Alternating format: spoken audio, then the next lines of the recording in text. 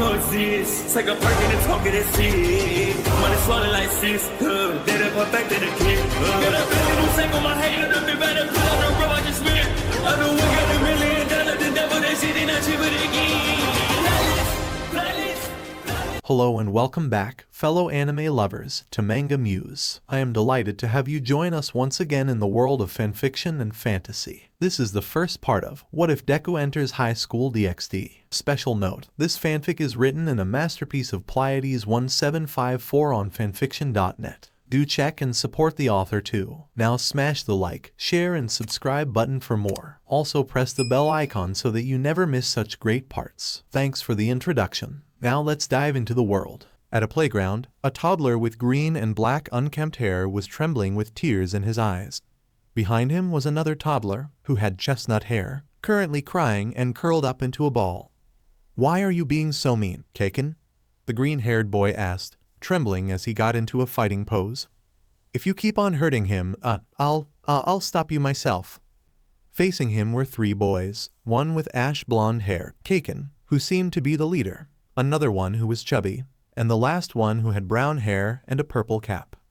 Kaken simply scoffed at this as the chubby kid grew red, bat-like wings, while the cap kid grew his fingers to abnormal lengths. "You want to pretend to be a hero?" Kaken asked as he slammed his fist into his palm, setting off a small explosion. "You don't stand a chance without a quirk, Deku." Kaken and his two lackeys then ganged up on the green-haired boy. Later, the boy looked up at the sky while lying beaten and battered on the ground. The kid that he tried to defend earlier tried to help him out, reaching out a hand, with violet eyes full of tears. "Are you okay?" The boy, Izukumidoriya, simply nodded, taking the hand. "Here's the sad truth. All men are not created equal. When I was 4 years old, I learned that some kids have more powers than others." 10 years later. Izuku, now 14 years old and a third year at Aldera Junior High, sat in history class as he listened to the teacher go on and on about the Meiji period, although he admittedly would prefer it if he was discussing the era of quirks, the debut of All Might in particular. All Might, the one hero of Japan and the world's symbol of peace. Every time he arrived to save the day, he always had a big smile on his face and let out a big laugh that announced his presence. The smile and laughter served to show citizens he was not afraid no matter what kind of danger he was getting into, and to reassure them that everything was all right with him there. No job was too big or small for All Might as he saved people, rescued kittens from trees, and fought dangerous criminals, with a smile the entire time. Izuku then recalled the time when All Might was in Musutafu a few months ago, where he saved 2 teenagers from a sludge villain. What he wouldn't give to see All Might in person, the man that Izuku has looked up to his entire life. He wished he could have been there when he had the chance. Then, as the bell rang, Izuku began packing his stuff. All Might's so amazing, no matter what kind of opposition he goes up against. He always has that big smile on his face. I wonder if someday I can become as amazing as he is and... "Hey, Deku." Izuku winced at the voice, recognizing it as the voice of his childhood friend, Katsuki Bakugou, sporting a scary scowl on his face as he crept toward Izuku. "You know how bad that mumbling habit of yours is? I could hear you all the way from my desk. That's how bad. You need to learn to shut your mouth before I shut it for you." "Sorry, Kaken. I'm not doing it on purpose, I swear," Izuku apologized while trying to shield himself with his arms. He always had that mumbling habit since he was young, which many people have complained about or found creepy. "And are you seriously obsessing over All Might like that'll do you any good?" Katsuki asked, with a hint of contempt. Izuku could hear their classmates talking to themselves. "What is it, like the 100th time? I know Katsuki has an awesome quirk, but he's got such a huge ego. At least he only takes it out on Midoriya." "Ha, true that. At least I've got a quirk. Honestly, I just feel sorry for Midoriya." Izuku's heart began to sink as he overheard everything. Well, what's wrong with wanting to gather information? Police. Katsuki flicked Izuku on the forehead, knocking him to the floor. "You could know everything you want, but your results from gym class speak for themselves. With those pathetic scores, what makes you think your scrawny ass stands a chance of passing the entrance exam, even when compared to any of these other losers?" Izuku wanted to argue, but he couldn't come up with a proper rebuttal. Kaken was right. He wasn't exactly the most athletic. So stop muttering or lying to yourself. It's better for you to realize this now than too late, Katsuki said before heading out with his two friends. Then, most of the other students began leaving, all except one. Are you okay, Midoriya? A soft voice asked from behind. Izuku turned to face the speaker. She was named Chacha Akaninjin, one of the few girls, or anyone else for that matter, who didn't think of him in a negative way, and the only girl at school who actually interacted with him.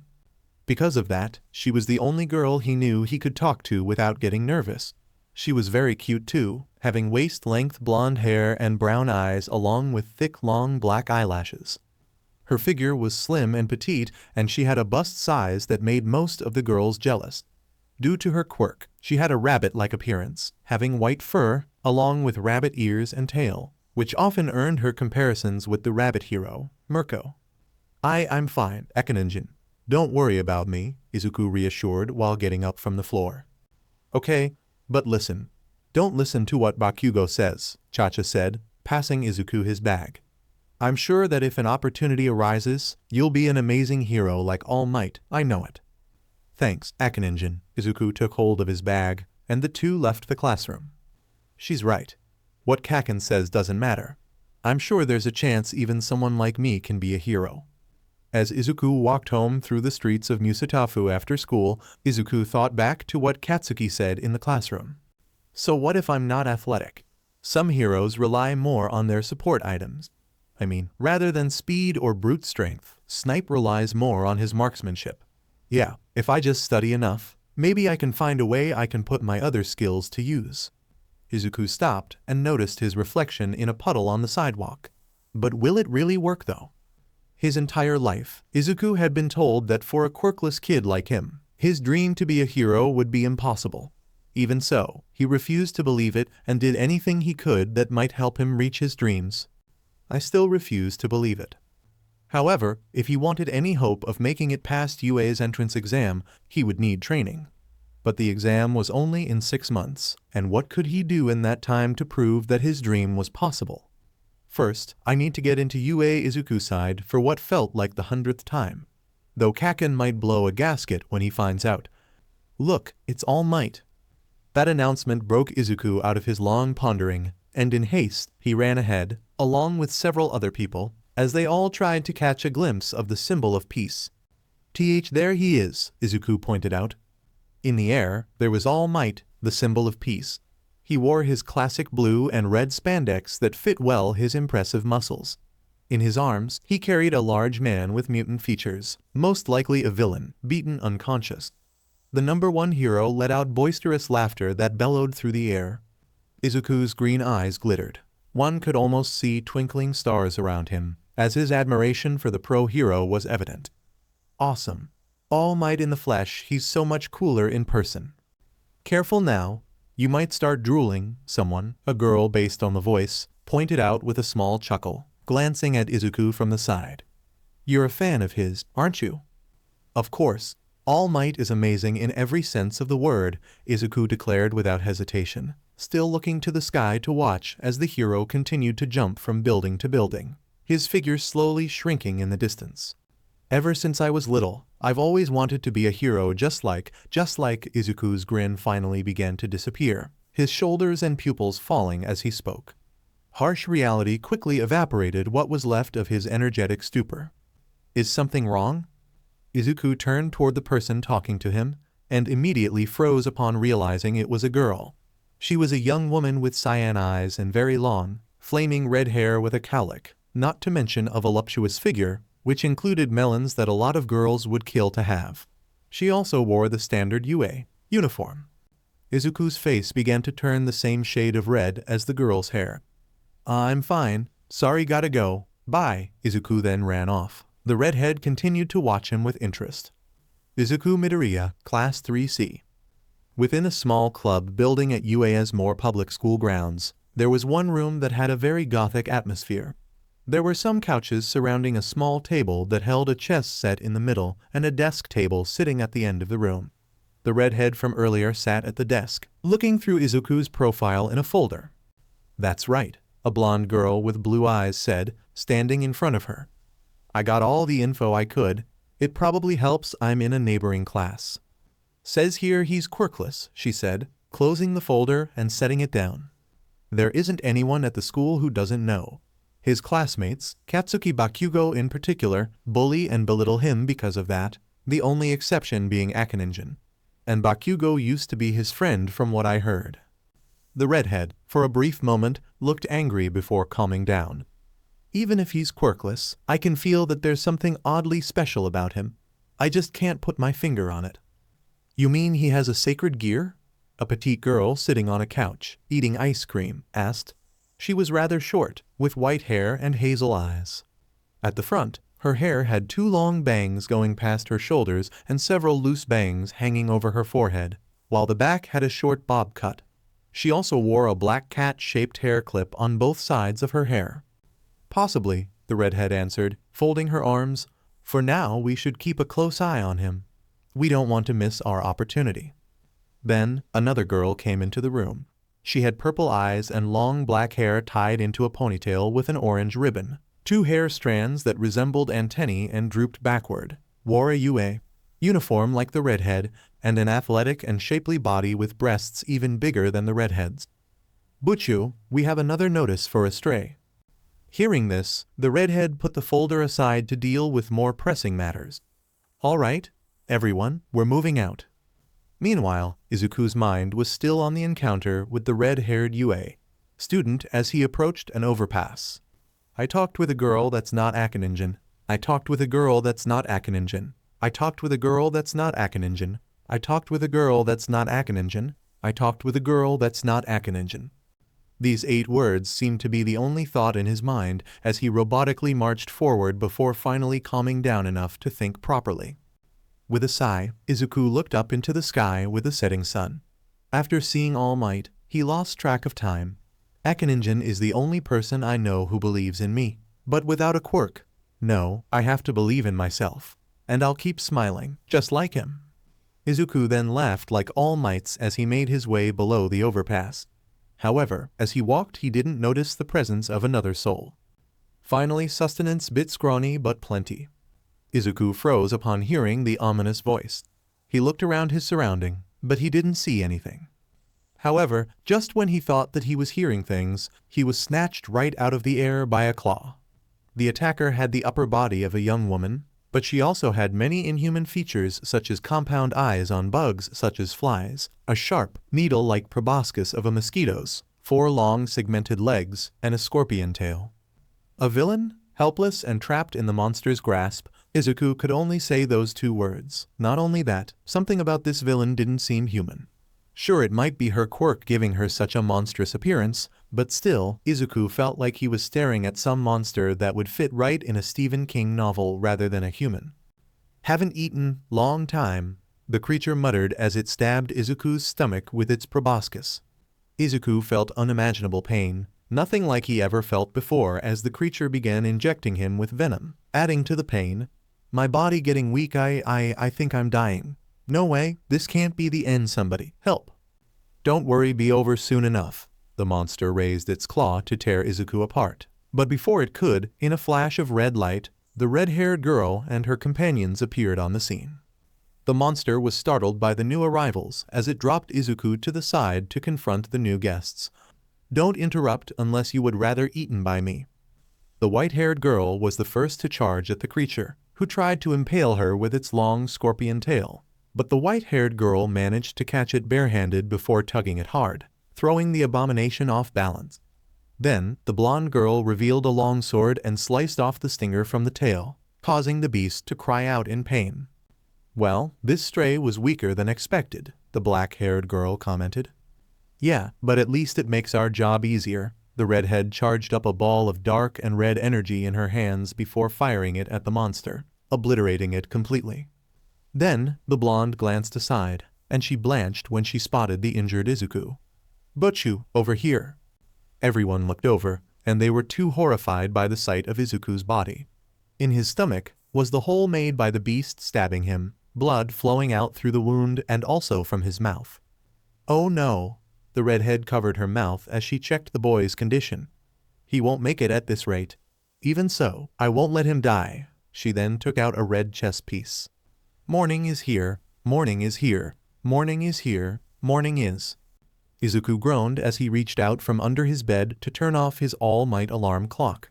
He groaned some more before sitting straight up in bed, causing his blanket to fall off.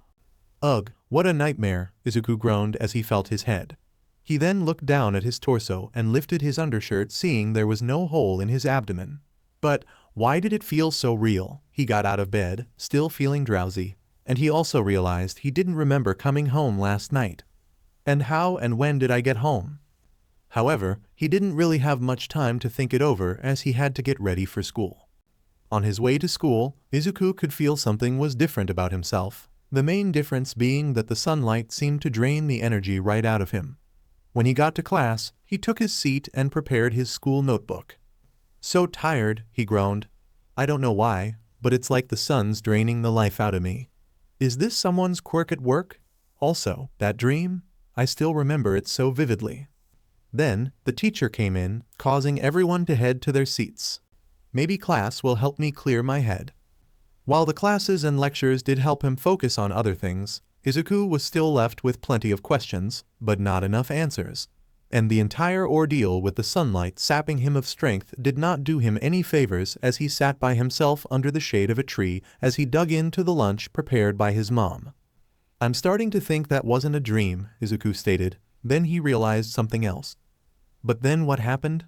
I remember that villain stabbing me, and while I'm not one to judge people by appearances, even with the most bizarre mutant quirks, something about her didn't really seem human. As a matter of fact, how am I still alive right now?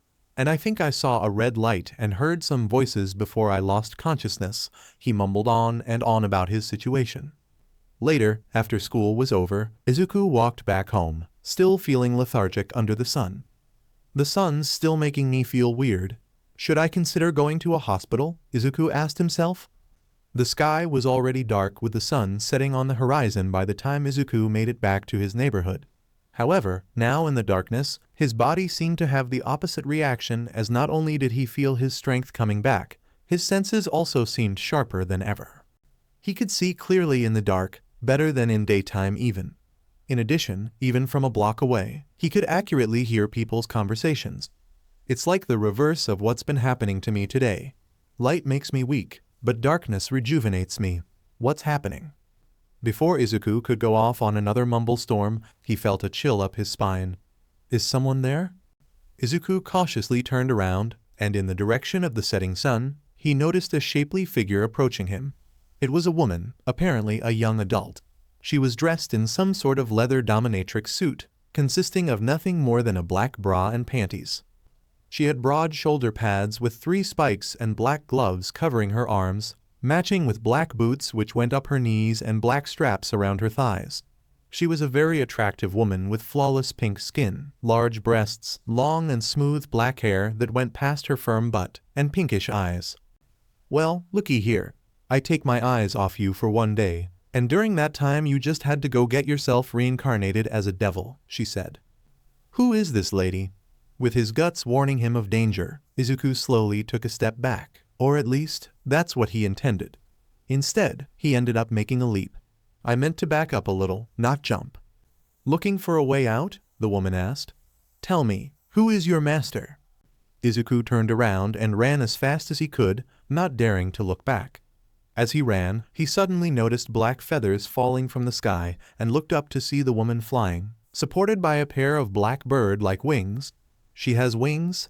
Are they from her quirk? She looks like a demon with those wings.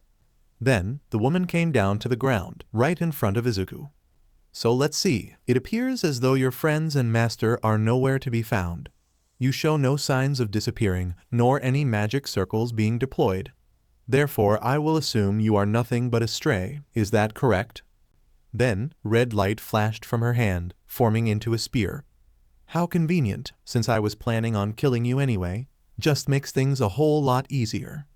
Izuku, realizing what was going to happen, tried to run. Shink, only to collapse to the ground, with a light spear impaling his torso. It burns. This is the worst pain I've ever felt, Izuku gagged in pain.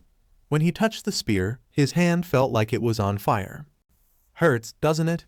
Light is a deadly poison to your kind. It burns you from within, the woman taunted. I thought I finished you off, but it seems you're quite the tough one. The spear of light was then yanked out of Izuku's body and back into the woman's hand. Don't worry, I'll put you out of your misery shortly. I'm done for. Someone, help me please. Then, a wave of dark energy was fired at the spear, destroying it. What did you just do, you little shit? The woman questioned. Then she noticed a red light. And what the hell is that?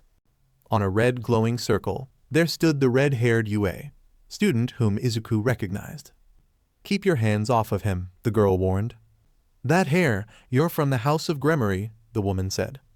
My name's Rias Gremory, the girl introduced herself. And who are you, other than a fallen angel? Rias Gremory, did she come to save me? Izuku groaned, looking behind him. So then he's a part of your household, I take it? The woman asked. If you bring any harm to him, you'll get no mercy from me, Rias warned. Sure, fine. My bad, the woman apologized as she unfurled her wings. But it's unwise to let your servants run loose like this. Next time he's out for a stroll, he might run into someone who'd prefer to hunt him down. I appreciate the friendly advice. Bear in mind, if anything like this happens again, I'll make you regret the day you crossed paths with the House of Gremory, my friend, Rias said as she smiled like a fox. No offense to your noble household, but you should bear in mind that the same thing can be said to you. The woman then flew off into the night sky. My name is Rainier, remember it. After getting some distance away, Rainier scowled in frustration. Damn it, not only did I fail to keep an eye on that brat, but now he's been recruited by those filthy devils. If word gets out of this, no, wait, there's still a way I can redeem myself. Back with Izuku, he could barely register the events happening around him thanks to the burning hole in his stomach. The woman was apparently a fallen angel, and somehow, this Rias person managed to drive her off. What was happening? He couldn't think anymore as he fell on his face and darkness enveloped his vision. Morning is here, morning is here. Izuku was aroused from his rest once again by his all-might alarm clock. As his eyes adjusted to the morning sun, he sat up and turned the alarm off. Snorting in irritation, he rubbed his eyes as his sight adjusted to the morning sun. He slowly sat up and slammed his alarm shut. Huh? I'm still alive, Izuku muttered to himself groggily. I thought that woman with the black wings was trying to kill me. Then that red-haired girl saved my life. He gave out a tired yawn. I guess it really was just a bad dream. Izuku flipped the sheets off his body, only to look down to realize something very, very wrong. Hold on, what happened to all my clothes? Why am I naked? Then he noticed something else. There was something else in bed with him, covered by the sheets. Izuku cautiously grabbed the covers and pulled them up. Underneath the blanket was Rias Gremory, sleeping peacefully in the nude. Izuku fell off the bed at the sight, and his mind started running a million thoughts as he tried to rationalize why a girl, a very pretty and naked girl, would be in his bed with him. Izuku whispered, blood slowly dripping from his nose and Junior standing in attention. There's a naked girl next to me. Oh my god, what do I og? He felt a sudden sharp pain, akin to a bullet piercing through his head, causing him to clutch his eyes and temple. The sudden shriek of pain also roused the girl from her slumber. Hey! Rias moaned softly as her eyes fluttered open. Rubbing the sleep from her eyes, she sat up and, with a yawn, stretched her arms, baring all her naked glory to Izuku. I can see your B, Izuku stuttered, struggling to finish. As she finished yawning, oh, good morning, Izuku. Wah, what's going on? What are you doing in my bed? How did we get here? How did you fight off that lady with the wings? And how do you know my name? One question at a time, Rias laughed. That woman was a fallen angel, and they are our natural enemies. And I brought you here through a magic circle.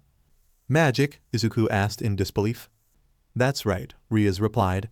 My name is Rias Gremory, and I'm a devil. Not only that, but I'm your master too. A pleasure to meet you, Izukumidoriya. And please, call me Rias. Rias? Why you're a devil? Izuku asked while doing his best to avoid staring at the older girl's hourglass figure too much. Like with the fire and brimstone, horns and pitchforks, beings of evil? Oh no, not those kinds. Those are just stereotypical images that humans thought up, and we aren't all evil. In reality, devils are much more than that. Rias waved it off. Then she sat on the edge of the bed and motioned for him to take a seat right next to her. Come here.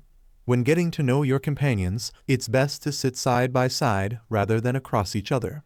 That's dating 101. Izuku nervously did as she asked and sat right beside her. As Rias looked around the room, she could see that the room was filled with All Might merchandise of all kinds. Even the bed was All Might themed. I could already tell you liked All Might a lot the first time we met. But this is something else, Rias chuckled, causing Izuku's face to become bright red. Well, I admire him. It's really fun to tease him like this. She then decided to take it one step further and pressed her melons into his arms. Izuku's blush turned even redder, swirly lines appeared in his eyes, and steam started coming out of his head as he could feel her perky nipple poking at his skin. Rias then leaned her lips close to his ear and blew a gentle breeze. Shuddering, Izuku backed up to the other side of his bed. Izuku, it's not like you to oversleep. Are you all right? Izuku heard the voice of his mother, Inko, coming towards his door. Izuku reacted with abject horror as he jumped from his bed. Crap, it's Mom. How am I going to explain this? Oh God, Arg. He was suddenly stricken with the same pain as before. And like the first time, it was only for a brief moment before it went away like a bad memory. That's the second time. What's causing it? It's the norm for us devils, Rias explained, not looking the least bit worried about possibly being seen naked together by Izuku's mother. Just thinking about God or praying to him can cause headaches. Never mind, we have to get decent now. I have to get decent, and I need you to hide before Mom sees you. At least put on a shirt, Izuku shouted, trying to hide Rias with a blanket. Unfortunately, he didn't get far enough as Inko had already opened the door. Izuku, breakfast is almost ready, so get out of bed. She lost track of her words upon seeing the crimson-haired girl in her son's bed, butt naked with the blanket only covering below her melons, while Izuku was above her, with hands on the covers, also in his birthday suit. Inko's face was the definition of shock. Her eyes bulged and her mouth opened so wide you could lay eggs in it. Izuku didn't fare any better. He couldn't do anything else but smile nervously at the sight of his mother with sweat pouring from his face. Rias, on the other hand, was the only one who didn't look remotely disturbed as she gave a winning smile. Good morning. How are you today? I'm fine, thank you. I'll let you carry on while I finish breakfast. She slowly closed the door. Dear God, make me a bird, so I can fly away. He then winced as he felt another headache. Rias simply giggled before she stood up. She soon began to get dressed, starting with her panties. How's your tummy feel, where you were stabbed? Izuku then remembered the events of last night. How did? Your body is amazing. I didn't expect that, Rias said as she started putting on her bra. You took quite a lethal blow and somehow were able to recover in just one night. Recover from what? It left you weak.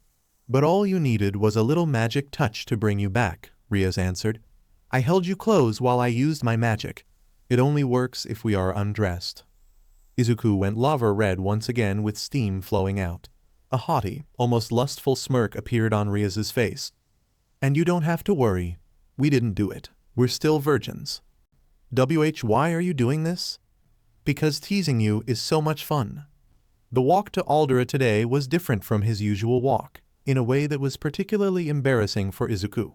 The closer he got to school, he could see some of his classmates and students from other classes, all with their own reactions. The boys glared daggers at him while their faces were twisted with envy. The girls were whispering at each other and possibly spreading gossip among themselves. And why was this happening? The answer was Rias, walking next to Izuku with her arms wrapped around his. Due to the close distance, he could smell strawberry perfume coming off her, its scent intoxicating. Rias? Why are you walking so close to me? Izuku asked, stuttering as he did. Just a precaution after what happened last night, Rias smiled, not giving much attention to the stares. Besides, most guys would kill to be where you are now. Yeah, I can see that. Izuku muttered nervously. If looks could kill, he'd already be dead from the murderous glares from the male half of the crowd. Rias couldn't help but giggle at the color of his face. It was in such a deep crimson that nearly matched her crimson hair. "You haven't been this close to a girl before, have you?" "And not recently," Izuku admitted shyly. "Oh, other than my mom, and sometimes Akaninjin. I can't say I have much experience with girls. I tend to freeze up whenever any girl gets close to me, let alone a pretty one."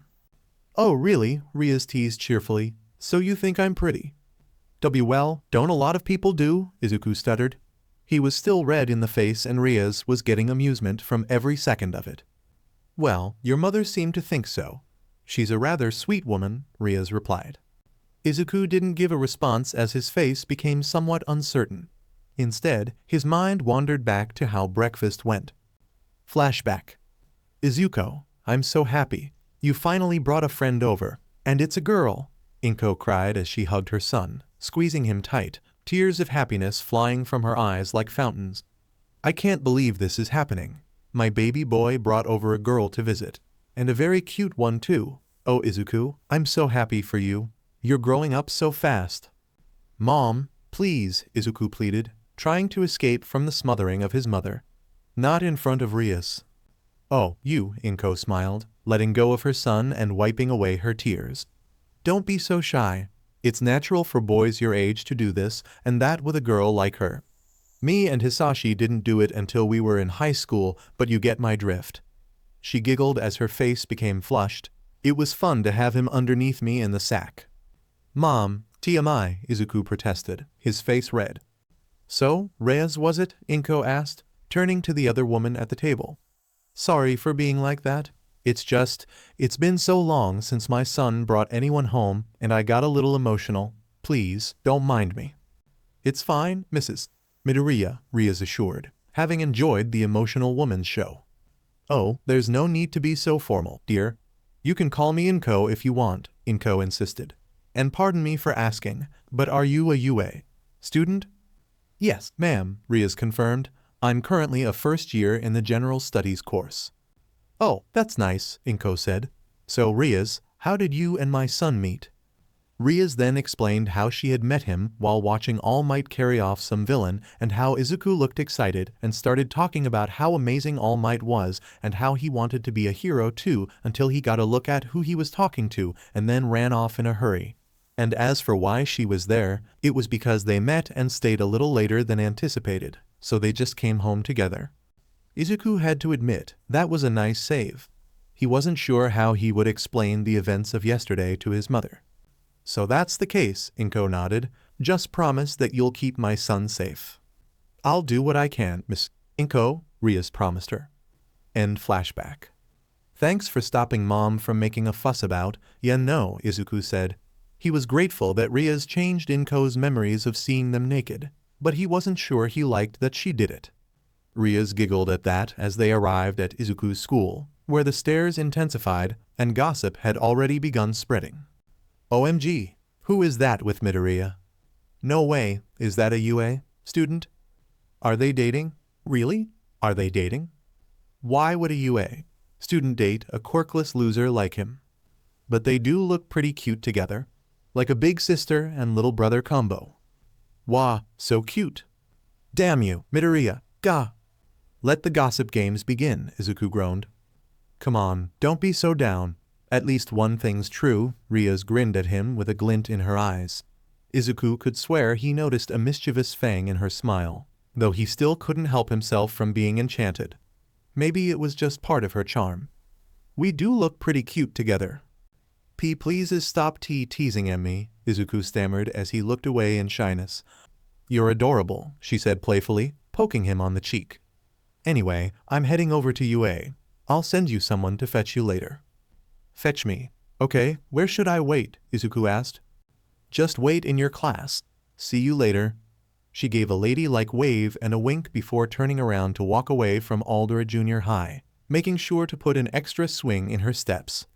As Izuku watched her leave, he couldn't help but be tranced by her swaying backside until he realized she was doing it intentionally and snapped himself out of it. When he turned, he noticed the glares coming from the boys. This won't end well. At his desk, did his best to avoid the wandering eyes of his classmates, not helped by the fact that his desk was pretty much in the middle of the room. It had been like that all day. Even Katsuki was glaring daggers, though not out of envy, but rather suspicion at how the hell Deku was able to get a pretty UA student to walk with him to school, assuming that Rias was a hero core student just because she went to UA. Looks like I'm the center of attention now. Literally, Izuku resigned himself to the unwanted attention. With all the classes now over, all he had to do was to wait for the person Rias had mentioned. "Hey, Midoriya?" The sweet voice of Chacha spoke up. Izuku turned his head to her. "Oh, hey Akaninjin." "What's up?" Izuku asked, happy that there was still someone he could have normal conversations with. "Is it true?" Chacha asked. "Did you really arrive at school with Gremory today?" Izuku was not expecting her to say that. "You know her?" Yeah, Chacha replied. "I know someone who knows her. That's how." Izuku nodded. "Yeah, she did come with me." "Oh, that's interesting," Chacha replied. "You know, I'm not sure I've ever seen Gremory interested in a boy. If she has her eyes set on you, she must find you very special." Really?" Izuku muttered. What's so special about me?" "For one, you're incredibly kind, but whatever her reason, I wouldn't blame her for choosing you," Chacha smiled, a light blush visible even through the white fur. Izuku felt a chill go up his spine from the way Chacha looked at him. When was it that girls started getting so weird? He thought to himself, looking away nervously while blushing. Katsuki scowled at the two, annoyed at Deku's obliviousness to Chacha's obvious crush on him. "Idiot," he growled to himself. Izuku's waiting seemed to finally come to an end when the door opened, causing the majority of the boys to fawn over. The girls' reactions were mixed as most sulked in envy, while few sighed dreamily, almost like the boys. Even though he already knew the cause without even looking, he did so anyway. It was a girl the same age as him, Yumi Kiba of Class 3B. She had long flowing blonde hair and blue eyes, along with a bust that, while not as big as Rias's, was still pretty buxom. With a kind and courteous personality that made everyone around her feel welcome, combined with her beautiful appearance, she had the well-earned nickname, Princess of Aldera. Izuku had seen her a couple of times, but he never actually talked to her, believing that she was way out of his league. And now here she was, making her way to the center of the room, where Izuku's desk was. "Hi," Yumi smiled. "Izuku Midoriya?" Yeah, Izuku replied. "Rias asked me to come get you," Yumi told him. "Would you mind coming with me?" Sure," Izuku nodded, standing up with his bag. With the interactions, the gossip games among both boys and girls went into another round. "Rias, does she mean that red-headed girl? Then what happened this morning was real? Did our princess just take off with Midoriya?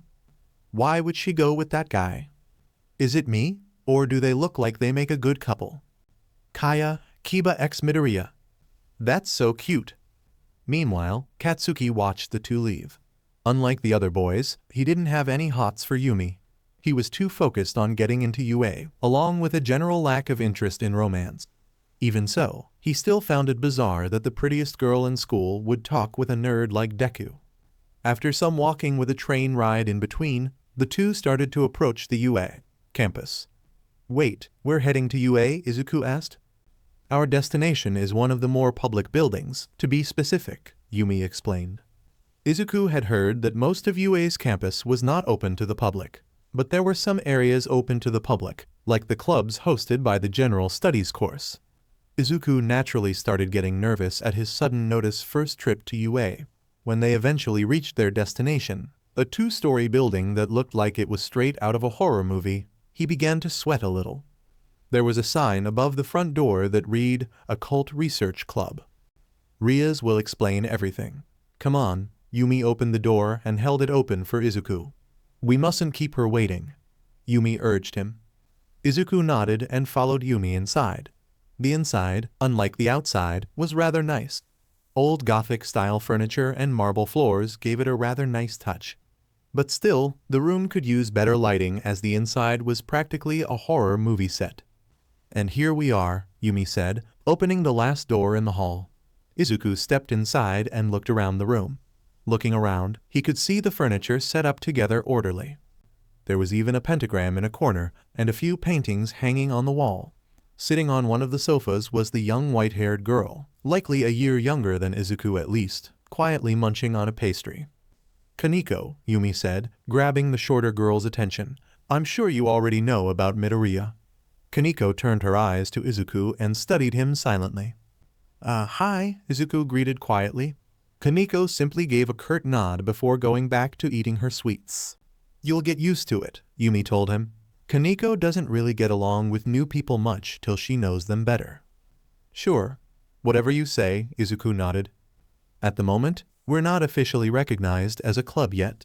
But when we start UA, then we can be registered as a proper club." Izuku was surprised by what Yumi said. "Wait, you're applying for UA, too?" "Just for general studies. I have no plans to be a hero." "I see," Izuku nodded. He heard that not everyone applying for UA was aiming for the hero course, though he never expected to meet anyone like that. Then the sound of running water was heard, and he looked to the corner to see another room. "A shower? Inside the club?" Izuku asked.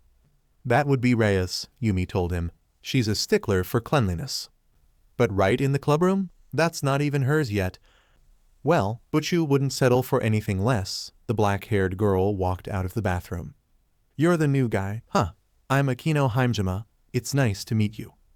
"Oh, I'm Izukumidoriya. It's nice to meet you too." Soon, the shower sound turned off, and a minute later, Rias stepped out dressed in her uniform while drying her hair with a towel. "Sorry to keep you waiting. Glad you could make it, Izuku. I'm sure you would like some answers now, correct?" Izuku nodded, and Rias then sat down at the desk. "I'll be frank with you. I'm not the only devil here, Izuku." Izuku gasped upon hearing that. "Wait, are you saying that's what all of you are?" "Why, yes, including you." With a snap of her fingers, jet black wings stretched out from her, Akino, Yumi, and Kaneko's backs, without seeming to tear through their clothing. Izuku then felt a strange sensation in his back before an identical pair of wings shot out as well, much to his disturbance. "Huh? What?" Izuku gasped as he stared at the black appendages that sprouted from behind him. "Is this real? I'm a devil?" "I assure you, Midoriya, this is very real," said Yumi. "It's a lot to take in, believe me."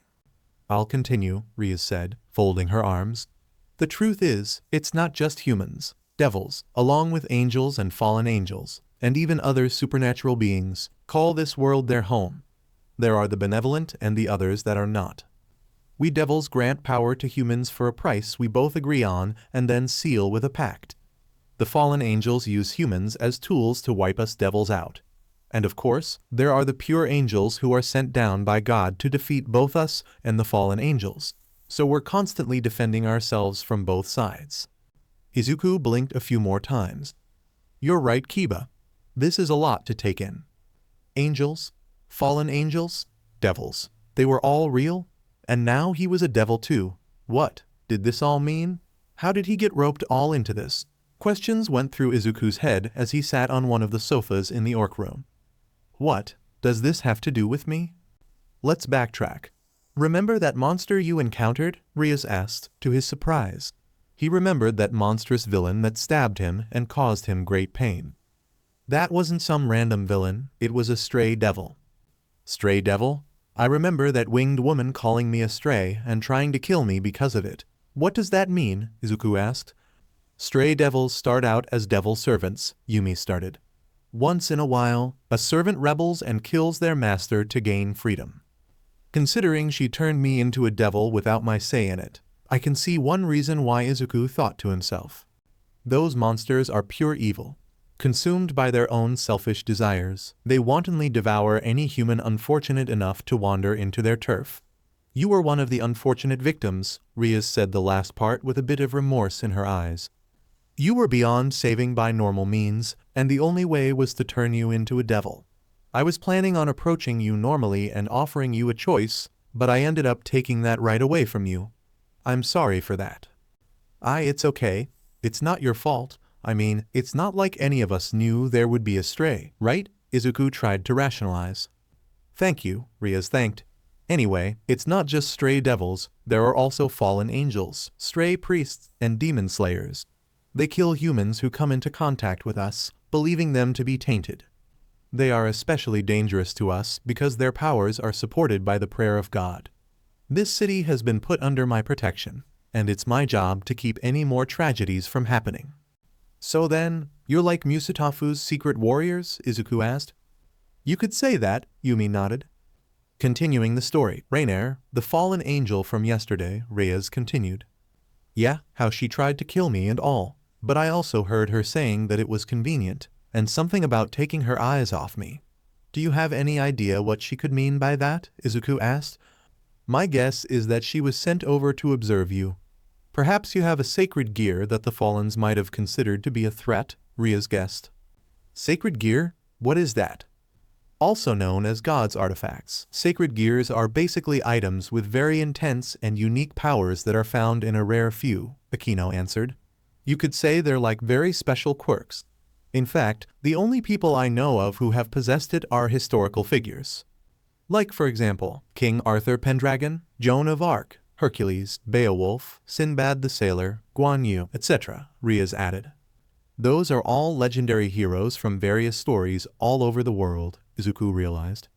Exactly, Rias smiled. Every religion and pantheon ever known are or were real, and within each legend, there are at least a few heroes who possess sacred gears. However, only humans or those with human ancestry are born with sacred gears, and so they attract quite the attention from all three devils, angels, and fallen angels. Izuku then looked to where the hole should be in his stomach. Is that why you turned me into a devil? Right, Rias said with a nod. So, I'm a devil now, and also your servant. Rias nodded again. High-class devils like Buchu need a peerage, or a team of servants, to rise up in the ranks of the devils. Plus, it helps to be recognized if their servants are quite interesting as well, Akino explained. Wow, Izuku's head leaned towards the floor, his feet shuffling. His whole worldview had been turned upside down. Can I get some air and time to process this? Understandable. Take all the time you need, Rias nodded. Thanks, Izuku bowed and turned to the door. But he ended up getting caught at the door, thanks to his wings which he forgot about. Oh, right. Sorry, Rias snapped her fingers, causing Izuku's wings to vanish. Unfortunately, he was still pulling to get free, so he ended up kissing the floor with a thud because of the momentum. After recovering, he got up and walked out while grumbling in slight pain. Well, I think he took it better than I thought he would, Akino commented. He still seems unsure though, Kaneko said. I don't blame him, but there was no other way. I'm sure he'll come around once he gets to clear his head, Rias said. With a bruise on his head and a lot of questions in his mind, Izuku exited the building. He was now a devil. His life as a normal human was over. What did it mean for his life from now on? Would he never be able to be a hero? Not helping him was the sunlight sapping his strength. My head's a mess, he groaned. Near the orc building, he spotted a bench, so he decided to sit down and think. Sacred gear, apparently. I have one that's powerful enough that a fallen angel thought I might be a threat cause of it. Wait, could it be as powerful as All Might's quirk, if not greater? Then does that mean there are some heroes who use sacred gears instead of quirks or support items? Then if I can master my sacred gear, I can be a hero? Though Kaken might throw a fit if he found out. I have to agree.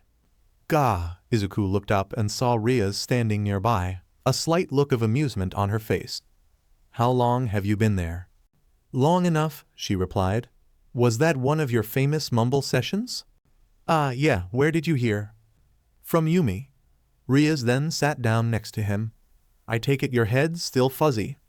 Yeah, Izuku admitted. I'm grateful that you saved me, there's no denying that. But becoming a devil isn't really something I asked for. Yes, I know. Sorry, Rias sighed. I'm guessing you're worried about your humanity now that you're a devil? Well, shouldn't I be? Izuku asked. Well, rather than species, I personally think humanity is tied more to one's own morality, Rias stated. I'm sure you've heard about plenty of evil villains out there such as Toxic Chainsaw, right? Most of those humans are heinous and evil to the point that even some of the worst devils would rather stay away from them. My point is, you don't have to stop being who you are just because you're a devil.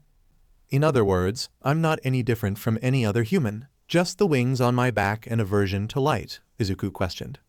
You'll get used to sunlight eventually. Devils aren't all that different from humans aside from a few things such as cultural differences and that we don't usually have quirks, along with few others. But that just makes contracts between both races that much simpler. Whether it's sinful or not, both sides have something they want. Hearing this, Izuku felt somewhat relieved. Then, a question that he had asked himself all throughout his life came to mind. Even though he was afraid of how Rias might respond, he decided to take the gamble. Rias, do you think I can be a hero even as a devil? Rias smiled and said, yes, I believe that you can be a hero. After a moment for the words to sink in, Izuku began tearing up, this time in joy. As he wept, Rias reached over and placed his head into her ample bosom as she gave him a hug. The next day after school, Rias and Izuku met at a small park to begin his training. Izuku needed to both learn about his sacred gear's abilities and bulk up if he was going to be ready for the UA entrance exam, which was just 4.5 months away. Dressed in a mint green tracksuit, Izuku was currently running laps around the park. To make him work harder, not only was there a large tire tied to his waist with rope, but Rias, dressed in the standard UA gym uniform, sitting on that same tire. The combined weight caused Izuku to sweat bullets, making a drop-stained path in the dirt as he ran. No slacking. It's another 10 laps if you slow down, Rias warned. Sorry, Izuku panted tiredly. Gonna try harder. Good answer, Rias said. Strength means a lot in the world of devils. After all, the strong are the ones who rise quickly in rank. Meaning I can't have my servants going soft on me. That's why I have a daily training regimen. Not to mention, this is to prepare you for the UA entrance exam, so step on it. Oh, okay, Izuku groaned. After jogging, the next exercise was push-ups.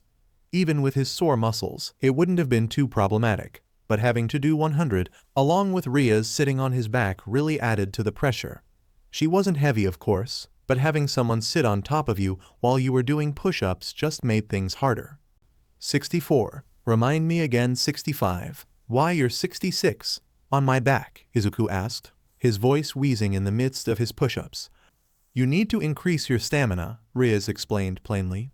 If you can't even handle your own power, then it practically means nothing.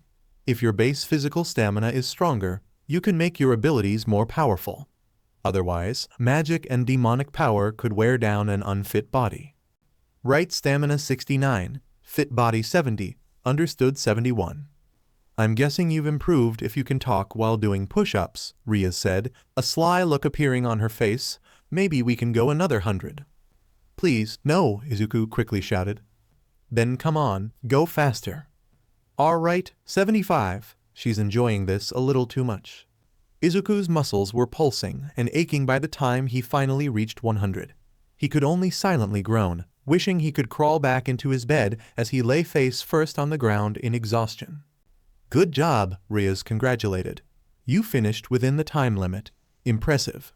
She took out a water bottle from her bag and handed it to Izuku. Thank you. Izuku greedily took the bottle and began to chug the liquid. Now then, let's uncover some facts about your sacred gear, Rias suggested as Izuku finished half the bottle. Yeah, Izuku agreed as he put away the half-finished bottle. How do I use it? First things first, let's find out what it is, Rias said, grabbing his left hand, which caused the younger boy to blush. I believe it is hidden in your left hand. Try concentrating power there. Sure, Izuku closed his eyes to do as Rias told. Suddenly, an armored bracer emerged from his hand. It was red with yellow accents and a green jewel on top of the palm area. Holy whoa, I did it, but what is it? Rias took a moment to really study Izuku's sacred gear. It might be dormant right now, I can't really specify it. Then, it disappeared without warning. Wow, what happened? Rias sighed. It's okay, you're still learning, she then smirked. But if you can keep training, I'm sure you'll be able to get it up and keep it up for a long time. This caused Izuku's face to once again turn lava red. Why did you say it like that? Because you make it too easy. Soon, a week passed by ever since Izuku became a devil, and he had learned a lot about what devils do and was surprised that it was actually quite simple and straightforward. The previous night, he had been sent to deliver pamphlets that could be used to summon a devil. He learned from Rias that rising in rank and gaining recognition was an important part of devil society, and there were 3 ways to achieve that. The fastest was through military achievements, but with the dangers and the ceasefire between the 3 factions, it was also a difficult path. The most common route, but also the longest and most tedious, was making contracts with humans. Lastly, there was also the raiding games, but he didn't get much info, with Rias stating that it wasn't important right now. He spent the daytime delivering flyers to people, and the time to respond to clients came at night. The go-to method of reaching their clients quickly was teleporting through magic circles which correspond to the flyers. Unfortunately for Izuku, he was not able to teleport to his clients due to low demonic power, so he was forced to ride a bike to them. Izuku wasn't able to get many jobs due to scheduling issues with schoolwork and training. His first client was Mr. Morisawa, one of Kaniko's regulars, and despite the not-so-impressive first impression due to not coming from the flyer like she did, they ended up getting along when it was revealed that he was also a hero otaku like Izuku, and they ended up talking hours about heroes, and Izuku actually ended up getting a pact along with a limited edition, all-might merchandise he missed out as payment. There was another client who was quite memorable, but for the wrong reasons. The image of Miltan in a magical girl cosplay would have been cute if Miltan wasn't a giant of a muscle man. He could at least summon his sacred gear more easily by now, but they still couldn't figure out what it was. So for now, he focused on training, hoping that they'll be able to learn more about it soon. As he jogged through a park, he heard a girl screaming. Oof. Izuku looked toward the source and saw a girl lying face down on the ground. Her hair was long and blonde, flowing down to her back, with a cowlick on top. Her attire consisted of a dark teal nun dress and white veil with light blue accents, and a brown satchel hanging from her left shoulder. Lastly, instead of legs, her lower body below the waist consisted of a long, yellow snake tail. In front of her was an open suitcase, bits of clothes spewed about, along with a silver cross necklace. "Oh no, it looks like I fell down again," she groaned. "I'm such a klutz." Izuku, without hesitation, ran over to her, offering his hand. "Hey, you okay?" "Yeah, I'm okay, really," she said as she took Izuku's hand. Then, a sudden gust of wind blew her veil away, but Izuku quickly got it back for her. "That was very sweet of you," the girl said as she put her veil back on. Don't worry, it was nothing," Izuku said. I'm sorry, but I'm a little bit lost. Do you think you can help me out?" the girl asked with a smile. "So, are you a tourist?" Izuku asked. "Oh no, not at all," the girl replied. "As a matter of fact, I was just assigned to serve the church in this city." "Right, you're a nun. That explains the uniform. Is the church she's referring to the abandoned one near the Corisanto ward? I think I know where it is. Would you like me to lead you?" The girl's eyes widened in surprise before she smiled.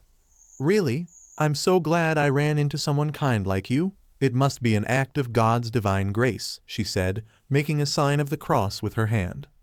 A sharp pain rocketed through Izuku's head, causing him to gag. "What's wrong?" "And nothing," Izuku said. The pain was now gone. "Just a little migraine. I'm fine now. Let's go." With that, Izuku led the way, with the confused girl not far behind. As she slithered beside him, Izuku couldn't help but notice the silver cross necklace around her neck and got chills. "Is everything okay?" "Oh yeah, it's all good." Before they could get far, the sound of a young boy crying caught their attention. Without hesitating, the girl slithered over to him. "Hey, wait a minute." The boy kept crying as his mother tried to get her son to stop.